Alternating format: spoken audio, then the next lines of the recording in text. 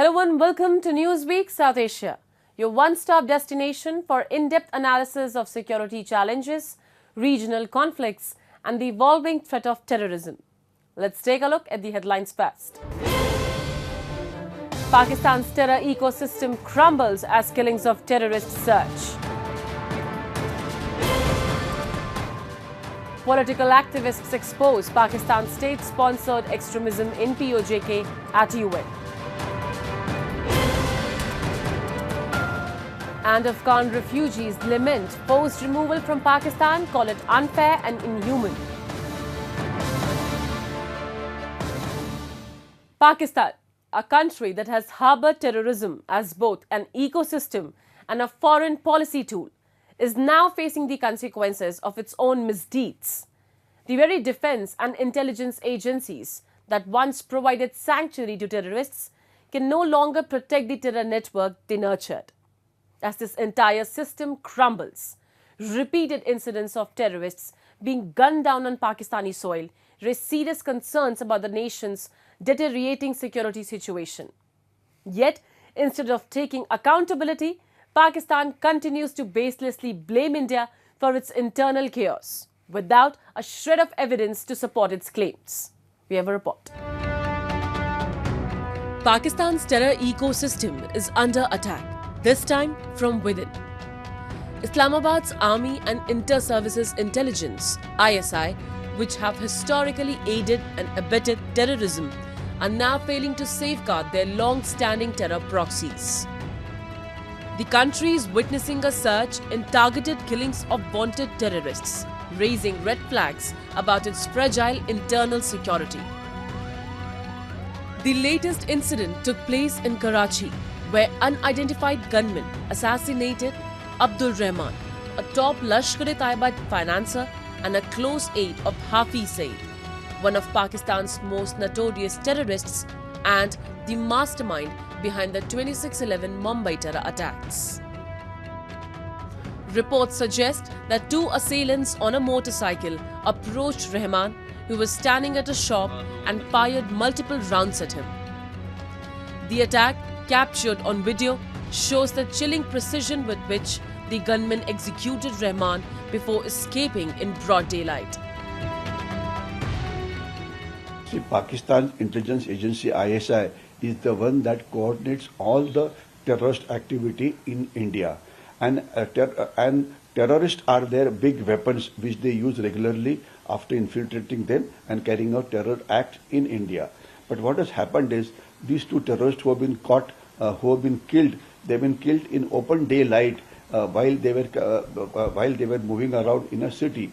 So therefore, it is very clear that Pakistan's agencies' capability to protect its big assets like terrorists now is at stake, because Pakistani agencies cannot protect its own terrorists in their own country. This assassination follows another high-profile killing on March 16th, when Abu Qatal, a close associate of Hafiz Saeed, was shot dead in Pakistan. Qatal, also known as Qatal Sindhi, was a key operative involved in several attacks, including the 2023 Rajouri attack and the 2024 bus attack on pilgrims in Riyasi district of Jammu and Kashmir. His execution-style killing in Pakistan, again carried out by unknown assailants, further exposes the country's worsening security situation. Adding to the unrest, senior Jamiat Ulema-e-Islam leader Mufti Abdul Baqi Noorzai was gunned down near the Quetta airport, marking yet another political assassination.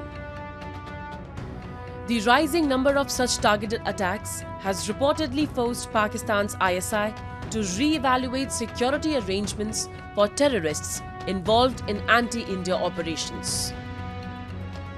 Many of these wanted terrorists are now being relocated to safe houses, a desperate attempt to preserve what remains of Pakistan's terror network. The ISI today started taking terrorist leader deeper inside the country, because they feel that nearer the LOC their elimination is possible. Also, there are certain areas like Balochistan, etc., where they can be killed more easily, or for that matter, even Peshawar, etc. So, therefore, they're taking them to safe houses where nobody knows as to where they are hiding. And this especially happens for important leaders, because, like, let's say, we know that when that when one of the terrorists was killed, Hafiz Saeed was with him, and thereafter Hafiz Saeed has just disappeared from the scene. He is nowhere to be seen. It is said that maybe possibly he is injured also, but the fact is Hafiz Saeed is an important asset which Pakistan cannot let it get killed. So therefore he's been taken to a safe house. Over the past 3 years, more than a dozen operatives from Lashkar-e-Taiba, Jaish-e-Mohammed and Hizbul Mujahideen have been shot dead by unidentified gunmen, signaling a pattern of systematic eliminations.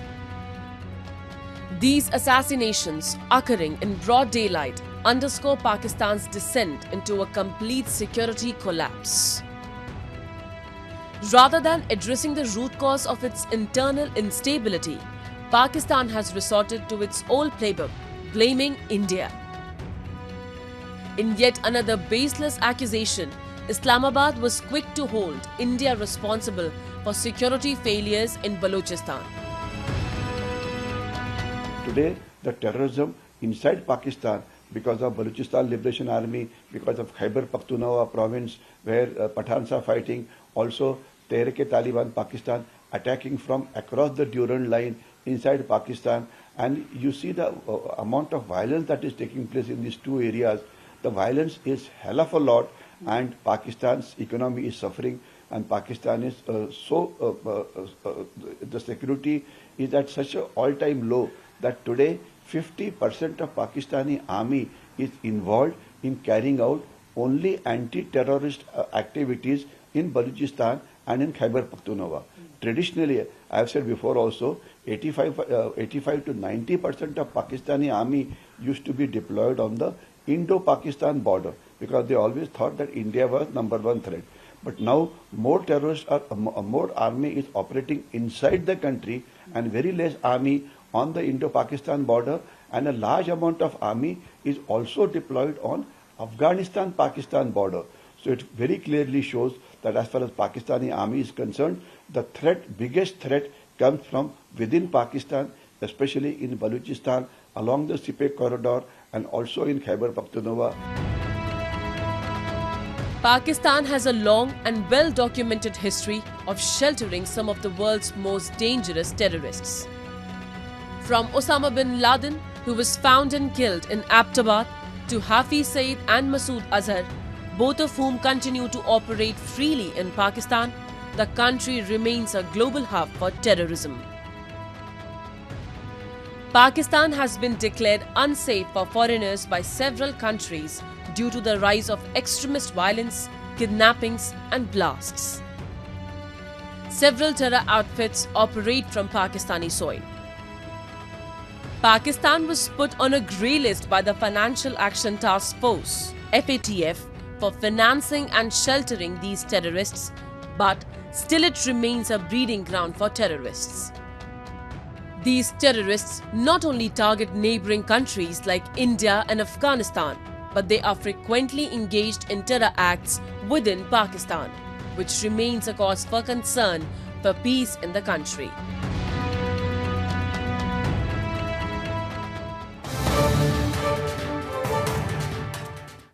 While Pakistan struggles to contain its own instability, its oppressive policies continue to spark outrage on international platforms. In yet another damning indictment of Pakistan's human rights abuses, scores of activists from the Baloch National Movement staged a protest in front of the United Nations Human Rights Council office in Geneva this past weekend. They demand an end to the atrocities inflicted on the people of Balochistan. From enforced disappearances to extrajudicial killings, the demonstrators called on the international community to take urgent action. Our report has more. Dozens of activists from the Baloch National Movement gathered outside the UNHRC office in Geneva, raising their voices against Pakistan's systematic human rights violations in Balochistan. Holding banners and chanting slogans, they condemned enforced disappearances, extrajudicial killing, and the repression of dissent in the region. The demonstrators demanded the immediate release of prominent activists, including Dr. Mehrang and Samieddin Baloch, while calling for global intervention to end Pakistan's brutal crackdown on the Baloch people. Reaffirming their commitment to a peaceful struggle for Balochistan's liberation, the protesters vowed to intensify their diplomatic efforts with international organizations such as the United Nations and human rights bodies. Meanwhile, BNM's Manzoor Baloch addressed the UNHRC, calling for urgent intervention to address the humanitarian crisis in Balochistan. Remain unregistered. Inside Balochistan, countless families have been displaced due to military operation, enforced disappearances, and widespread violence. These IDPs live in dire conditions without proper access, food, shelter, and health care.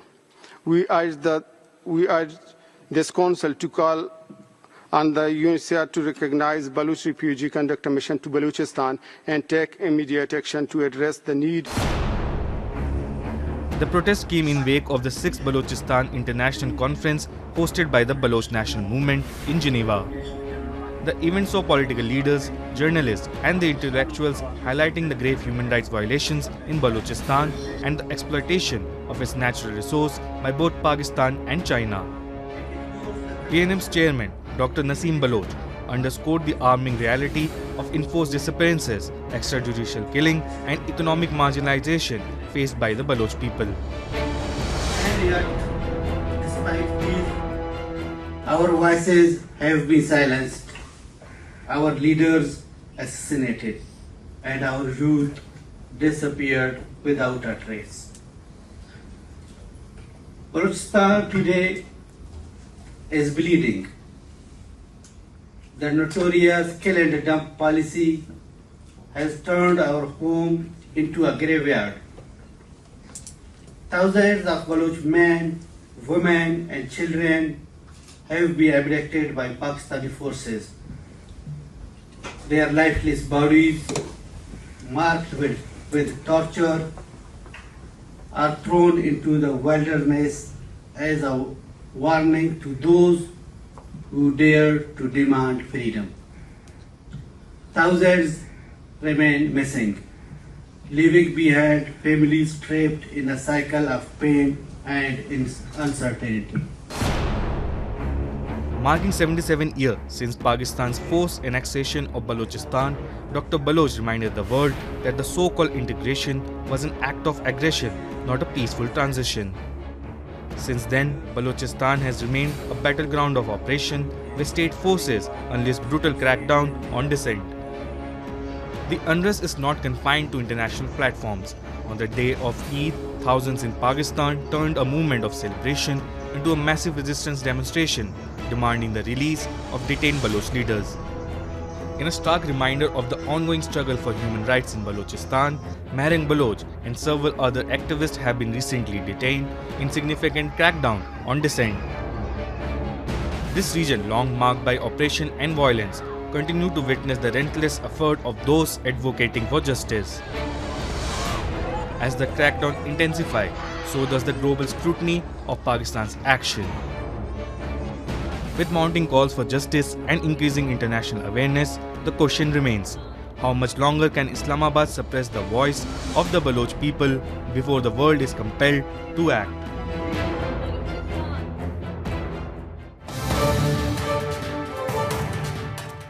The call for justice is not limited to Balochistan. In yet another grim reminder of Pakistan's state-sponsored extremism and human rights violations, the United Kashmir People's National Party, UKPNP, has once again raised serious concerns over the deteriorating situation in Pakistan-occupied Jammu and Kashmir and Gilgit-Baltistan. Speaking at the 58th session of the United Nations Human Rights Council in Geneva, UKPNP leaders condemned Pakistan's role in fueling terrorism and systematically suppressing political dissent. At the ongoing UNHRC session, UKPNP activists held a powerful demonstration against Pakistan's oppressive policies in the occupied regions.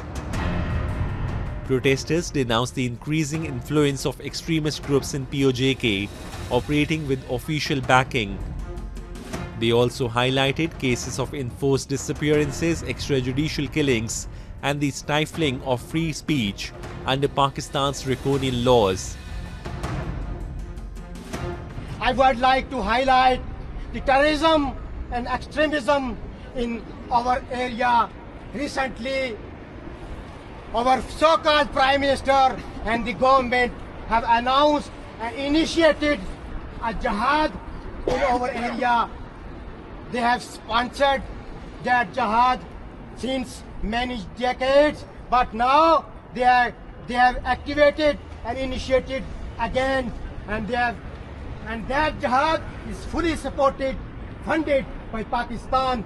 Last but not least, we strongly condemn the recent assassination attack on our senior vice chairperson, Madam Tanya. They are trying to stop the real voices of people of Jammu and Kashmir, and they are trying to stop the voices of United Kashmir People's National Party. Hussain urged the UNHRC to send a fact-finding mission to POJK and hold Pakistan accountable for its gross human rights violations. The demand for international intervention is growing stronger as state-backed violence escalates.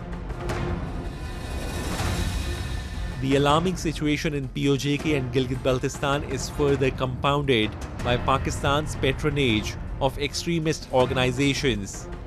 Jameel Maqsood, president of UKPNP's Foreign Affairs Committee, accused Islamabad of deliberately destabilizing the region by allowing militant outfits to operate freely under state sponsorship.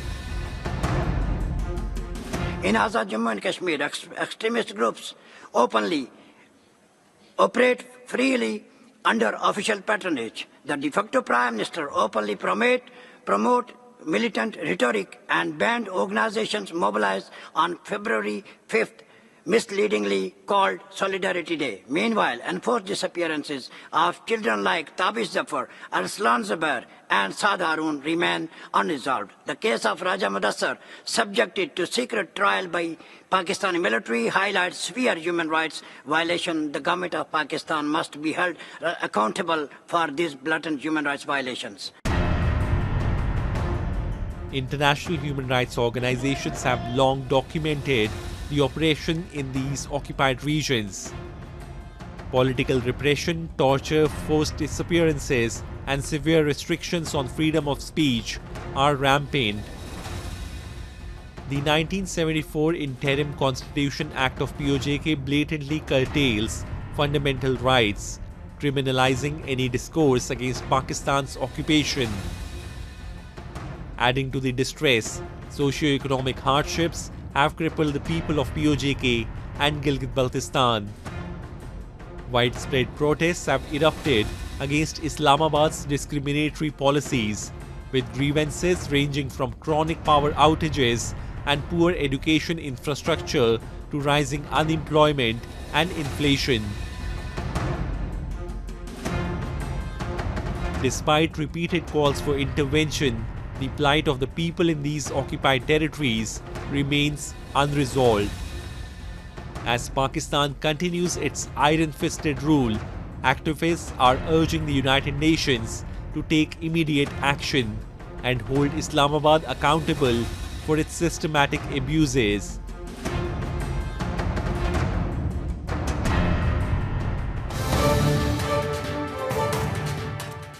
Pakistan's mass deportation of Afghan refugees has triggered distress and condemnation, as thousands are being forced out of a country they have called home for decades.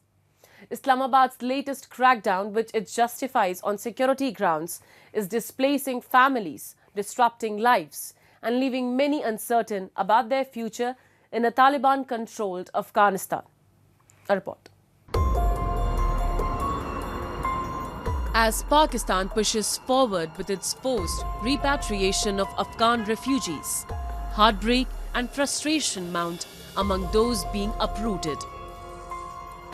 Despite spending their entire lives in Pakistan, many Afghans are being herded into camps ahead of their deportation, stripped of their homes, education and livelihoods. او دا سوچ موږ سره ظلم دی زیاتی دی ځکه چې اوس یو سړی په خاو بدو پوه شو په پاکستان کې خوري او سکي که نه پاکستان اوس موږ داسې دی لکه خپل ملک ځکه چې بچپن نه زه ګرځم پاکستان کې داسې یو ملک نه دی چې ما نه دی پاتې شکر الحمدلله ما ته پکې نه چا څه ویلي دي نه را سره ظلم شوی نه را سره زیاتی شوی دی نو موږ پاکستان نه دا خواست کوو او دا ترې غوښتنه کوو چې زموږ افغانیانو سره داسې یو رویه وچلیږي چې مونږه دلته پاتې شو مونږ خفه نه شو. Pakistan's Interior Ministry has maintained its firm stance, ordering all illegal foreigners and Afghan citizen card holders to leave by March 31st, warning that deportations would commence from April 1st. The crackdown, initially delayed due to the Eid holidays, has now resumed in full force. These sweeping measures, however, fail to acknowledge the human cost of expelling hundreds of thousands of people, many of whom have never even set foot in Afghanistan. For young Afghan students, the move has jeopardized their education and shattered their aspirations.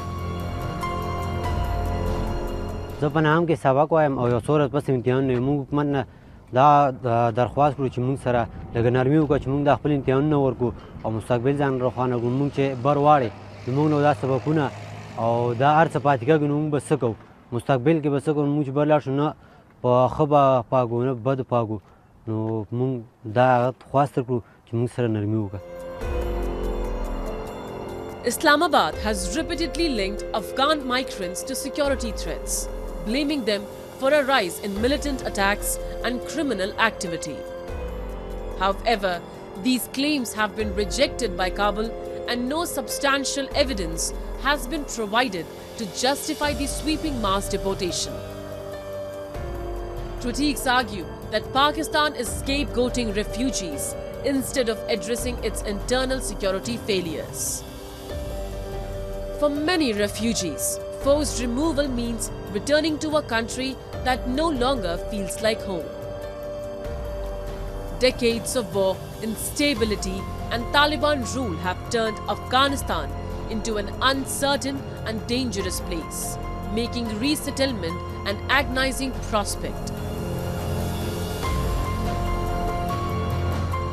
منګه یو د اصل نه د افغانستان لکه پیدا شم د پاکستان نه منګه مشران چې اگر ټول د پاکستان کې پیدا شوي منګه کشران یو نو اوس چې بهلال منګه افغانستان له لاړ شو منګه په افغانستان کې خپل ځای پیژنو نو مطلب دا څو کنډیوالان یاران دوستان دا نشته موږ چې افغانستان له لاړ شو نو په افغانستان کې څوک هم زموږ مطلب پیژنګلا نشته موږ ته په افغانستان کې ډېر زیات تکلیف ته پاکستان کې شوی خوشحالي خو پکې راغټ شوي پکې واړه او زاړه او ټول پکې پیژنو کنډیوالان دي یاران دوستان هم دي نو موږ چې افغانستان لاړ شو بهلال په افغانستان کې زموږ هېڅ شی هم نشته.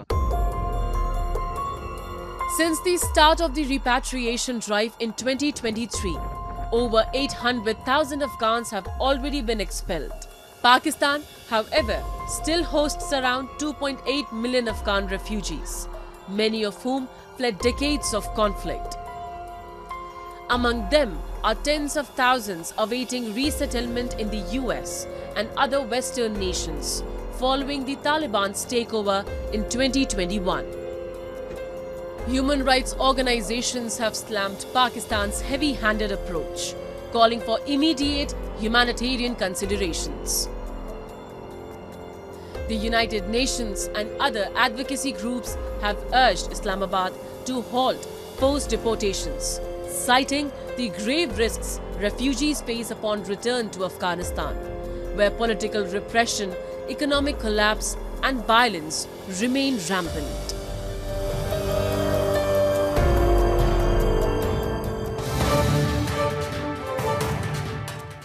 And with that, we come to the end of this edition of Newsweek South Asia.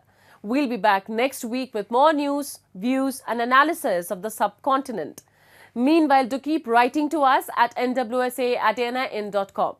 This is Shivangi Mishra signing off on behalf of the entire production team of Newsweek South Asia.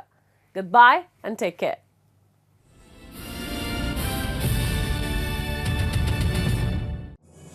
News.